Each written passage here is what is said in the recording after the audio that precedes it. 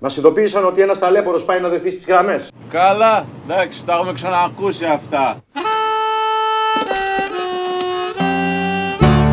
Πώς να γυρίσουμε, πώς να γυρίσουμε. Σταματήσε το, κάνε κάτι. Πίσω στο χρόνο. Αν θα προλάβουμε ή αν θα χάσουμε.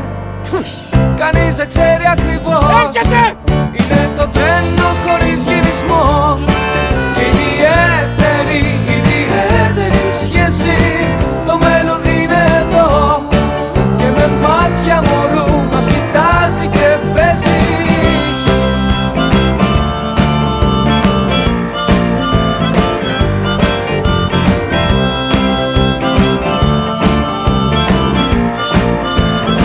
Θα βρούμε τη μάνα, το δώσουμε πίσω.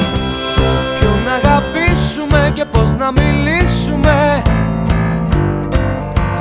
Τώρα από χρόνος ξέρεις πως δεν σε γιατρέψε, μα μόνο σε άφησε να περιμένεις εδώ για ένα τέλος χωρίς εκδομό.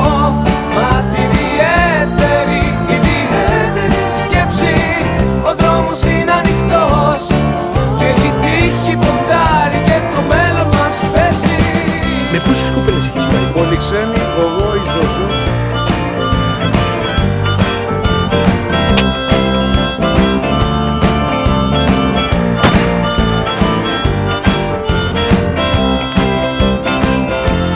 Κι όμως μπορεί να σου μείνει κάτι από όλο αυτό. Ίσως μια βραδιά να φύγηθείς πως ήταν μια φορά και ένα καιρό. Ο δρόμος μέσα στο φως, μια ιδιαίτερη σχέση.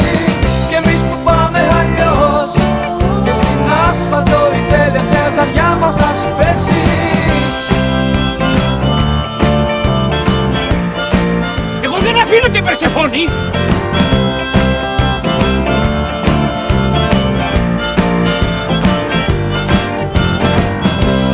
Πώς να γυρίσεις πια, πώς να γυρίσω πια.